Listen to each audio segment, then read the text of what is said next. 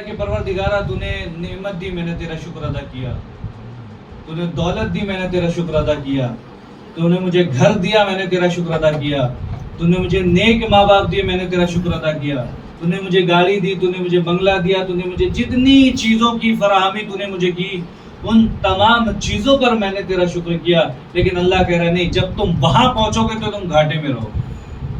تو میرے اللہ، یہ عدل کا تقاضا نہیں ہے کہ تو مجھے دیتا رہے اور میں تیرا شکر ادا کرتا ہوں پھر بھی تو مجھے گھاٹے میں رکھے. تو اس کے معنی یہ کہ کوئی ایک ایسی نعمت ہے کہ جس نے اللہ تعالیٰ نے جس کو پہنچا دیا ہے لیکن اس کا شکریہ ادا آپ نے نہیں کیا، لہذا اللہ کہہ رہا ہے کہ آپ گھاٹے میں رہو. تو آئیے تفسیر پوچھتے ہیں کہ پروردگارہ اس قرآن کی تفسیر کیا خدا قسم اگر اہل بیت نہ ہوتے تو شاید ہمیں یہ اندازہ نہیں ہوتا کہ بھائی اس آیت کی تفسیر کیا ہے. عبداللہ ابن عباس نے روایت کیا، اب میں پورا اس میں خلاصے میں نہیں جاؤں گا، بس آپ نتیجہ سن لیجئے.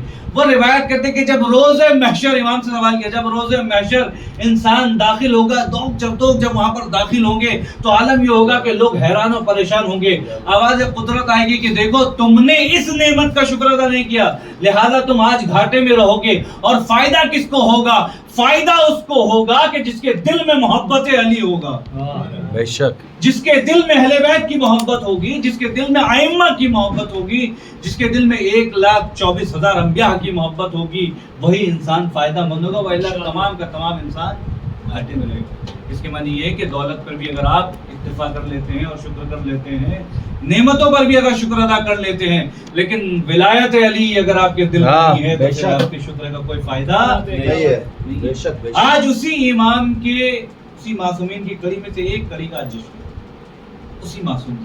اگر آپ ہسٹری اٹھائیے، تاریخ اٹھائیے، تو سب سے بڑا پیغام امام سجاد نے شب عاشور دیا، شام غریبہ میں دیا. جلتے ہوئے خیموں میں اگر مصلے بچھ سکتے ہیں، جلتے ہوئے خیموں میں اگر مصلے آباد ہو سکتے ہیں، تو ان کے چاہنے والے کم سے کم مسجدوں کو تو آباد رکھ ہی سکتے ہیں. اسی لیے کل 2 مصرے میں نے کہے تھے اور شاید بہت پسند آئے تھے لوگوں کو، کہ کر لے یہ دونوں جگہ سے بات یہیں سے شروع کر رہا ہوں کہ کر لے یہ دونوں جہاں جتنے بھی مل کر سجدے. سنیے گا شعر، خدا قسم آبادی کی ضرورت نہیں ہے، مجمع کی ضرورت نہیں ہے. اگر آپ تھوڑا بہت بھی سمجھ جائیں اور آپ نے کہہ دیا محفل مکمل ہو گئی. کر لے یہ دونوں جہاں جتنے بھی مل کر سجدے، کر لے یہ دونوں جہاں جتنے بھی مل کر سجدے، پھر بھی ہوں گے نہیں عابد کے برابر سجدے. کر لے یہ دونوں جہاں جتنے بھی مل کر سجدے، پھر بھی ہوں گے نہیں عابد کے برابر سجدے. یہ دیکھیے، یہ محفل ہے اور یہ وہ مقام ہے کہ اگر کوئی آئے یا نہ آئے، ایک خاتون اس محفل میں بہت خوب آگا، بہت خوب. اور جس کی عنایت ہم پر یہ ہے کہ آج ہم کچھ کلام کر پا رہے ہیں، کہ زہرا کی عنایت ہے کہ جو ہم بول رہے ہیں. سنیے گا، جوانوں کے لیے شعر ہے کہ زہرا کی عنایت ہے جو ہم بول رہے ہیں. انور صاحب شعر لکھتے ہیں لیکن سنائے نہیں ہیں.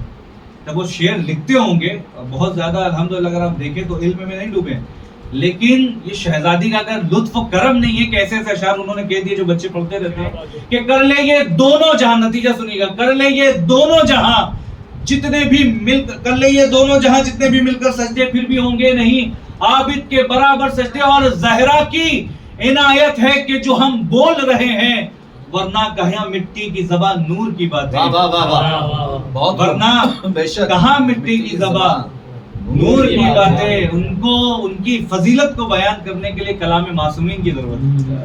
ویسے ہم جیسے گناہگار الفاظ اور ان کی باتیں تو بہرحال وہ بات کی باتیں ہو نہیں سکتی. ایک صلوات علی محمد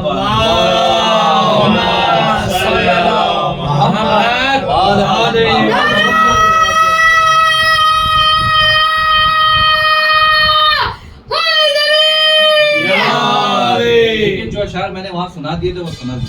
ایسا نہیں کہ اشعار کی کمی، الحمدللہ میں نئے اشعار کچھ آپ کی خدمت میں پہنچا رہا ہے. 1-2 ملتا جلتا کہ مسجدوں تم میں اندھیرا نہیں چھانے والا.